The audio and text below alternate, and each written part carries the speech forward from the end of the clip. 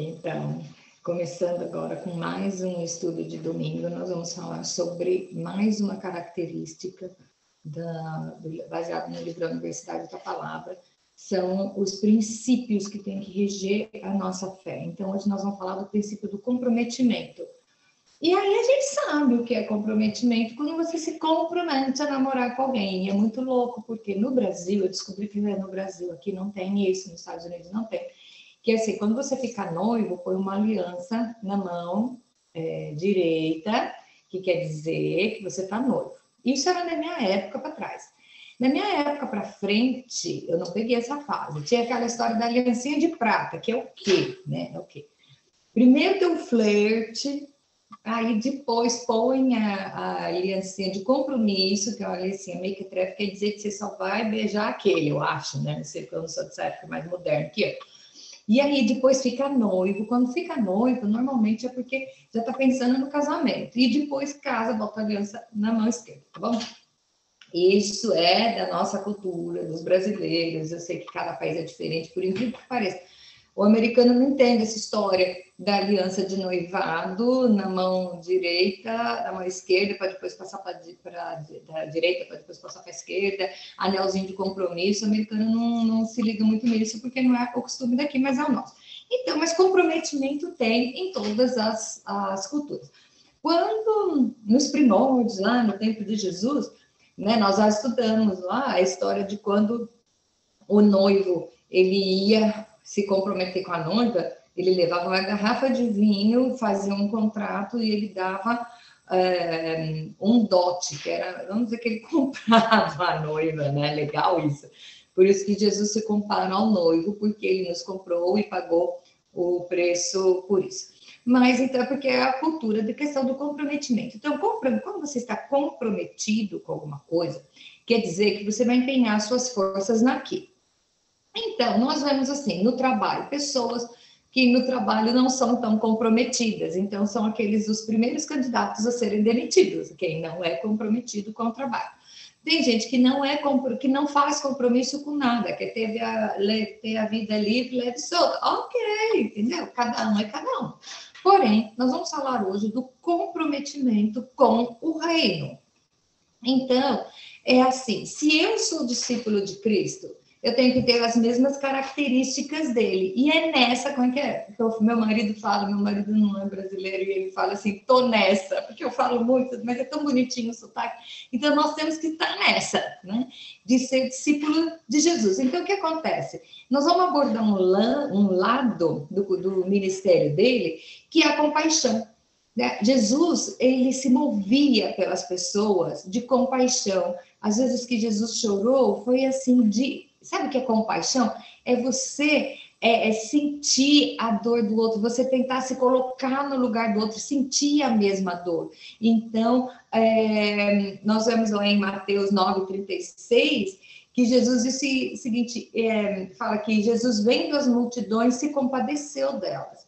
Então, se nós vamos ter um comprometimento com o reino, nós estamos nos comprometendo a assumirmos a personalidade de Cristo, então nós vamos falar agora sobre o comprometimento com o reino, até que ponto você é um cidadão do céu, você é um embaixador de Jesus aqui, você tem a função de instaurar o reino de Deus aqui na terra, de acordo com as características dos exemplos que ele nos deixou, ou você é apenas um simpatizante quando eu morrer, quando Jesus voltar, e a gente vê como é que fica isso. A escolha é sua, tá? Então, vamos lá. A primeira coisa, quando você tem que conhecer as necessidades da pessoa, tá? Então, é complicado, porque às vezes a pessoa vem e te pede, está desesperado pedindo alguma coisa. Aí você vai e você vê que ela está precisando. Aí você vai, você faz um cheque, dá para ela, mas na verdade ela precisa de um remédio. Dinheiro até tem, ela precisa de um remédio. Às vezes a pessoa precisa de colo. Gente, tem tanta gente que precisa de colo, precisa de ouvido, precisa de um ombro. Por isso que nós estamos vendo uma onda de suicídio, jovens tirando a própria vida, porque precisa. Estão numa fase de depressão, e depressão é saúde, não vamos demonizar as doenças, tá? A doença é consequência do pecado, e não necessariamente do meu pecado, é do pecado original, porque o ser humano se afastou de Deus quando o Adão e Eva lá pisaram na bola, então as enfermidades vieram, então não vamos demonizar que tudo que toda doença, enfermidade, é a manifestação demoníaca, não é não, é enfermidade, então nós temos pessoas enfermas da alma, de repente você não percebe que o seu filho está enfiado dentro de um quarto, um dia você chega lá e está pendurado numa corda. Eu fico imaginando o desespero de uma mãe a hora que vê isso. Nós vivemos aqui há pouco tempo uma moça de 24 anos que se enforcou no quintal.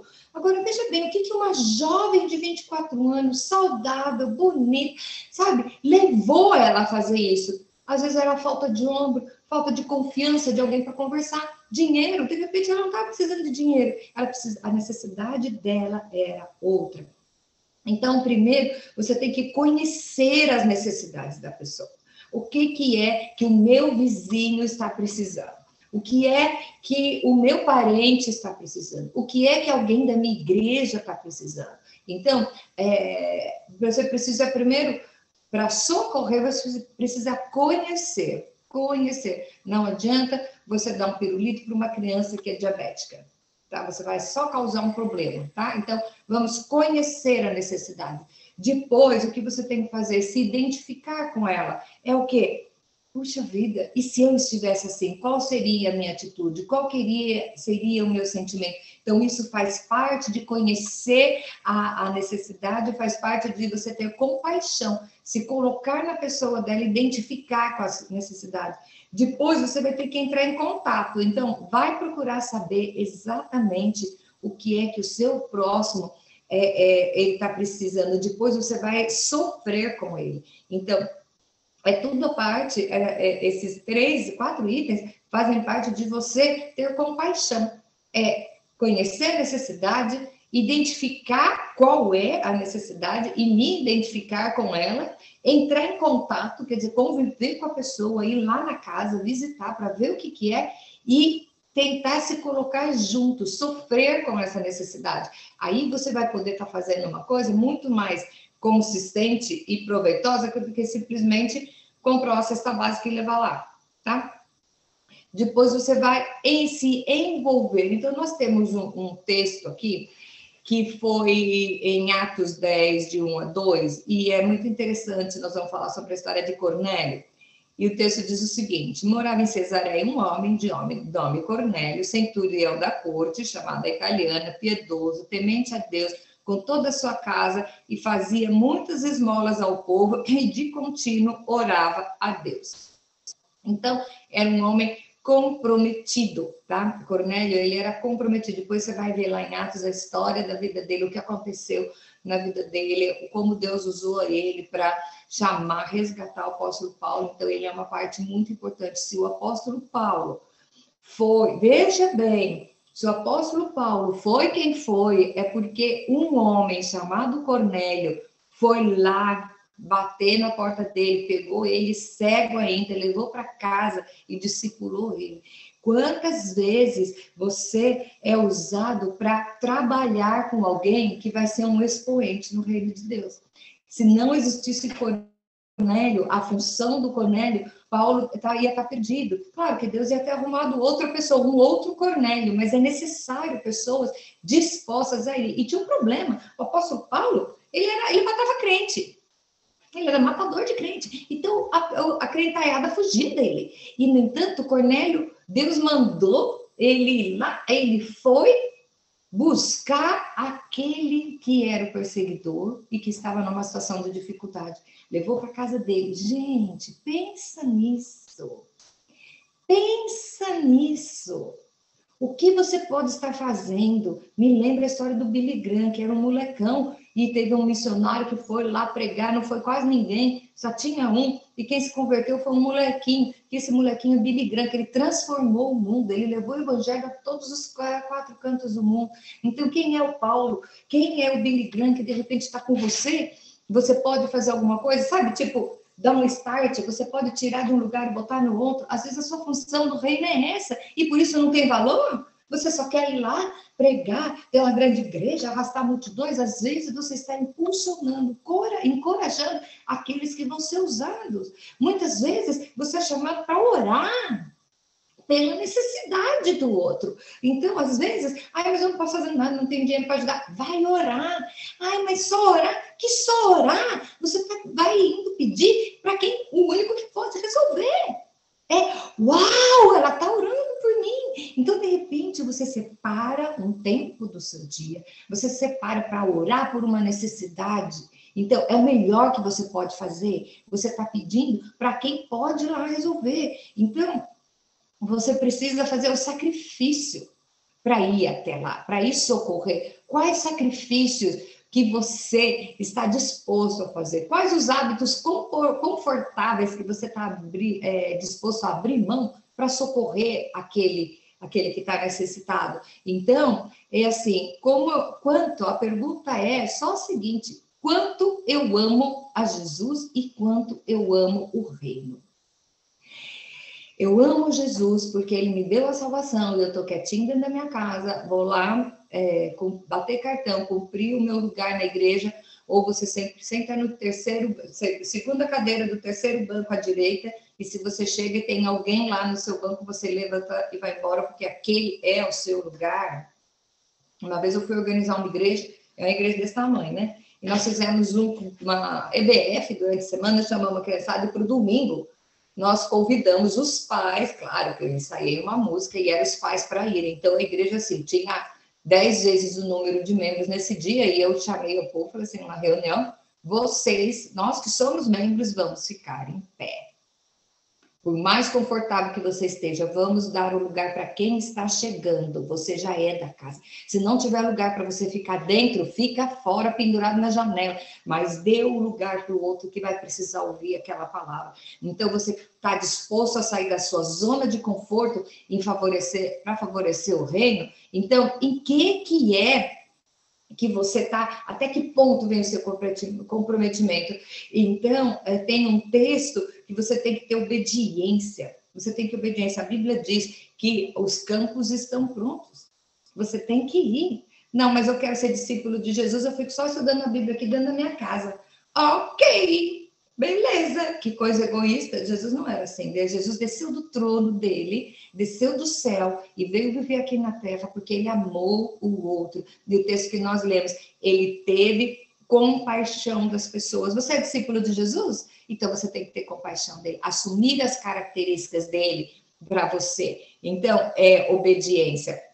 Diz o Senhor que todas as pessoas têm direito. Todas as pessoas precisam ouvir da palavra, e você não fala porque, aquele tem bafo, eu não vou chegar perto dele porque aquele não tomou banho, faz CC, não, porque aquele não tomou banho, ele é sujo, não, porque ele é drogado, que vão falar se me ver com ele. Eu não quero essa piriguete na minha igreja, eu não quero essa menina que é depravada no meu culto, eu quero no meu culto todo mundo super sacro santo, ou no culto ou na missa, não importa. É essa a religião que você tem que levar? É esse é o evangelho que você está vendendo? Ou isso é a sua religiãozinha que foi criada por homens e que vai ficar por aqui mesmo, tá? Então, se você é discípulo de Cristo, você tem que seguir o exemplo dele. Ele desceu do trono da glória, saiu da sua zona de conforto e foi até o limite, porque ele amou o necessitado. Você está amando o necessitado?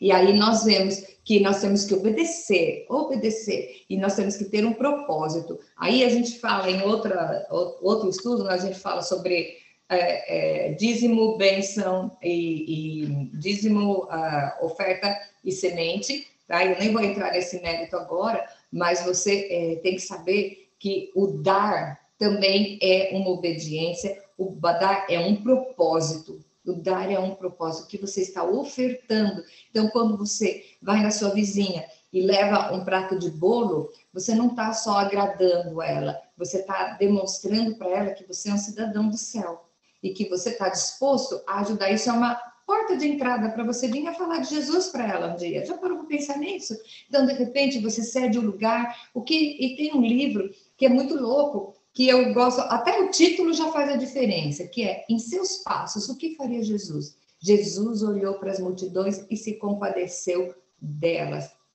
Você não pode ter uma coisa mecânica. Nós vimos que a adoração, teve uma vez que entrou uma mulher, Jesus estava dentro de uma casa, ela entrou uma mulher com um vidro de perfume que era careca. Gente, careca, se você acha que os perfumes franceses são caros, imagina isso. Era um vidrinho desse tamanho, e ela pegou, quebrou, e limpou, lavou os pés de Jesus no ato de humildade, é um ato de adoração. E aí vem o povo, né, o tesoureiro, o Judas, que vira, fala assim, nossa, com esse dinheiro a gente ia vender e dar aos pobres. E Jesus falou, não a recrimine, porque ela vai ser lembrada, tá? Ela está fazendo uma adoração. Então, qual é o seu nível de sacrifício financeiro ou de adoração? Nós vamos falar de grana outro dia. Eu quero falar agora de comprometimento. Eu quero falar de o que você sair da sua zona de conforto.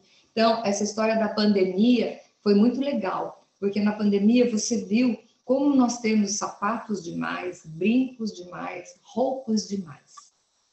E de repente tem o seu irmão que não tem nada. Ah, mas eu não vou dar para ela, porque quem mandou ela casar com vagabundo? Vagabundo, cachaceiro, agora faz isso. Vai lá socorrer ela. Ah, mas ele é cachaceiro e não trabalha, não sei o que. Vai socorrer ele, não é você que tem que julgar. Você tem que amar, você tem que ir atrás. Jesus nunca perguntou para a pessoa que ele ia ajudar, qual é o seu currículo? Vamos lá. Ah, não, tá bom, então você merece a bênção. Não, você não merece, você fez muito pecado. Então, vamos tirar o pecadômetro da nossa vida, sabe? E jogar fora. Tira o pecadômetro para você colocar no crivo as pessoas que você deve ajudar ou não.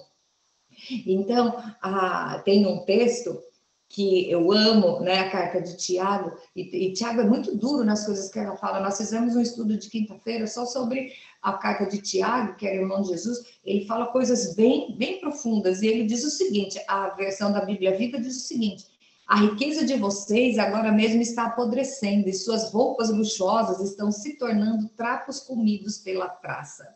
O valor do seu ouro e da sua prata está caindo depressa. Então, eu pergunto, o que você tem poderia ajudar o outro? O que você tem? Você conhece? Ah, mas eu não sei. Vai conhecer a necessidade do outro. Vai saber o que é que o outro está precisando. Isso é ser um cidadão do céu. É ser um cidadão do céu. É ter compaixão. É o comprometimento com o reino. Quando você chegar nesse nível de sair da sua zona de conforto, porque ama o próximo, você já vai estar caminhando para um nível sobre modo excelente. Você não pode ser reservatório de bênção, você tem que ser canal de bênção. Eu sempre digo, reservatório tem limite. Se você começa a me dar, Deus vai te dando, mas chega uma hora que não cabe mais. Quando você é canal, canal não tem limite, porque entra por aqui e sai por lá. Então, Deus vai dar para quem distribui. Certo? Deus pode fazer cair uma maleta do céu como uma cesta básica para alguém, mas ele não vai fazer isso. Ele vai tocar no coração dos seus discípulos. Então, você está na condição de poder ser usado por Deus para responder a oração de alguém? Já parou para pensar nisso? Você ser parceiro, Deus fala assim, eu preciso ajudar aquela pessoa, eu vou contar com a Cátia, porque eu sei que ela faz, então eu vou dar para ela, porque eu sei que ela vai dar. Qual é a necessidade do seu irmão hoje? O que é que você tem sobrando? Quando a Bíblia fala de ajuntar tesouros, nós estudamos isso no estudo dessa semana agora, de ajuntar tesouros, onde no céu, onde a traça não corrompe, não sei o quê, não come. O que é? Você está juntando aonde? Aonde? O que é juntar tesouro no céu? É fazendo bem para o próximo. Ou você está juntando sapato e bolsa no seu armário. Ou você está juntando dinheiro no banco, sabendo que o seu irmão está passando fome. A Bíblia diz, é muito claro isso. Se você for, olha como é sério, se você for levar uma oferta ao altar e souber que os seus pais estão passando necessidade, a sua oferta não tem valor como oferta de adoração. Oferta é adoração, né? Você não tem valor. Então, primeiro socorros da sua casa e depois você vai adorar o Senhor. Então, qual é a necessidade do meu irmão? Qual é a necessidade? Em que eu posso resolver? Eu vou ter que, de repente, sair da minha zona de conforto? Pô, Senhor, mas ela precisa de tanto, eu ganhei 10, ela precisa de 8, como é que eu vou ficar sem? Experimenta dar os 8. Mas eu só ganhei 10, eu vou ficar com 2. Experimenta, para você ver se Deus não vai abrir as janelas do céu. Se as coisas não... Ele vai testando você até que ponto. É muito comum e muito conhecida a história do Colgate. que o Colgate, ele fica com o dízimo. Por que que ele fica com o dízimo? O dízimo dele é suficiente para ele, porque ele doa os outros 90% para a obra do Senhor. Ele não chegou num dia e fez isso, sabe? Ele foi testando, Deus foi testando ele, e hoje ele é, a geração dele é o Colgate. Então, aonde você está juntando o seu tesouro? No céu, onde as traças não corrompem, ou você está juntando um monte de trapo que vai ser comido pelas traças? Muito importante isso. As perguntas que eu quero deixar para essa semana. Eu sei a necessidade do meu próximo? Isso me incomoda ou já me acostumei? Isso te incomoda? Você conhecer, saber a necessidade dele e paciência, azar dele? Quem manda viver no pecado? Ou isso te incomoda? E a terceira pergunta, o que eu posso fazer por isso, para resolver essa necessidade? E a outra, eu sou um verdadeiro discípulo? O verdadeiro discípulo, ele vai tentar resolver a necessidade do irmão. E aí eu pergunto, aonde está o seu tesouro? Nós vemos que entre os salvos nós vamos ter julgamento, né? No dia final, lá aquela história do telão, os crentes não vão ter telão, pode ficar tranquila. Porém, nós vamos receber, que são aquela história das pedrinhas na coroa, né? Os galardão, é o quê? É de acordo de como você foi um agente transformador aqui na Terra, né? Então eu pergunto, aonde está o teu tesouro? Você está acumulando pedrinhas na sua coroa? Gente, pedrinhas é uma história figurativa, né? Que você vai ganhar uma coroa cheia de diamantes, de acordo com... Não, vamos se ligar, né? Mas qual é a recompensa que você está juntando para você olhar, Deus olhar do céu e falar assim, essa é minha garota? Ou você está juntando os seus tesouros em bolsas, em sapatos, em coisas que você não precisa, enquanto você sabe que o seu irmão não tem o que comer. Tem muita gente que não tem o que comer. Tem muita gente que não tem não tem com quem falar. Tem muita gente que não consegue orar. Tem muita gente que não tem com quem rir. Você já parou para pensar nisso? Tudo que você poderia fazer? Eu conheço uma moça que ela vai num asilo uma vez por semana jogar bingo para estar com aquelas pessoas. Você já parou para pensar qual parte do seu tempo durante a semana você pode colocar e ajudar outra? É muito fácil fazer um cheque. Não é que o cheque não é necessário, é também. Mas tem gente que precisa da sua visita, da sua atenção. Você já parou para pensar nisso? Que às vezes o tempo é o seu bem mais precioso e você não tem tempo para os outros? Vocês não têm tempo nem para o filho? Pega o filho na escola, chega em casa, bota o menino na frente da televisão, faz um prato de comida e dá para ele na frente da televisão, na frente do videogame. Depois reclama, meu filho é bandido, meu filho sai da igreja. Qual é o tempo de qualidade que você tem com seu filho? Minha mãe trabalhava que nem uma doida. E eu lembro que domingo era o dia inteiro na igreja. E aos sábados, ela pegava uma cesta de vime, uma toalha xadrez, e íamos para o parque fazer piquenique. Ela sempre escolhia assim, uma árvore, deitava em cima e dormia, porque ela estava exausta. Mas ela levava a gente no parque para fazer o piquenique. Ela pegava o que tinha em casa e levava. Eles comiam em casa, não comiam lá. Era lanche, porcaria, sanduíche, não sei o que. Era o tempo que ela passava. Minha mãe sentava embaixo da mesa e brincava de boneca. Na época não era Barbie, era Suzy, comigo e a minha irmã. As cadeiras eram os apartamentos, a gente sentava embaixo da mesa e conversava. E depois dela adulta, ela dizia que ela fez isso algumas vezes, mas era pouco tempo. Só que na minha cabeça ficou marcado. Para mim, hoje, a minha mãe sempre entrava embaixo da mesa para brincar de boneca comigo. Você faz isso com o seu filho? Você pega o seu filho e vai ouvir o que ele tem para conversar? Vamos tratar do emocional da nossa casa. Vamos dedicar tempo à nossa casa. E os filhos são a nossa responsabilidade. Não corra o risco de entrar no quarto e ver o seu filho pendurado numa corda porque ele não teve atenção, ele não tinha com quem falar, sabe? Essas coisas são muito sérias.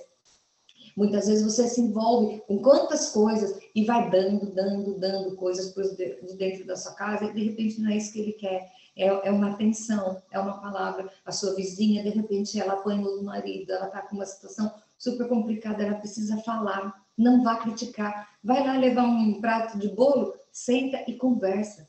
Conversa com ela, escuta, convida ela para sua casa. Vai varrer o quintal e com a vassoura, vai conversar com ela. Às vezes ela precisa desabafar, dedique o seu tempo ao próximo. E se você identificar uma necessidade financeira, entrega. Entrega. Você não sabe que você pode estar sendo a resposta da oração de alguém. Se você é um verdadeiro discípulo, se você é o cidadão do céu, você tem que focar aonde está o seu tesouro, aonde você vai guardar, em ajudar o próximo, em fazer o que Jesus fazia, ou sentar em simplesmente dentro do seu, né, da sua roupa de santo, vice-querubim, amei quando uma amiga falou isso, um vice-querubim, e achar que está tudo bem e não importa os outros. Então, eu deixo com vocês o versículo de 1 Coríntios 4, de 1 e 2, e diz o seguinte: assim, pois, importa que os homens nos considerem como ministros de Cristo e dispenseiros do ministério de Deus. Ora, além disso, o que se requer dos dispenseiros é que cada um deles seja encontrado fiel. E eu amo essa palavra porque nós vamos ter que ser encontrados fiéis. Sabe por quê? Lá no Apocalipse, Jesus fala, ser fiel até a morte. Não fala ser perfeito. Ser fiel até a morte, dar-te a coroa da vida. Amém.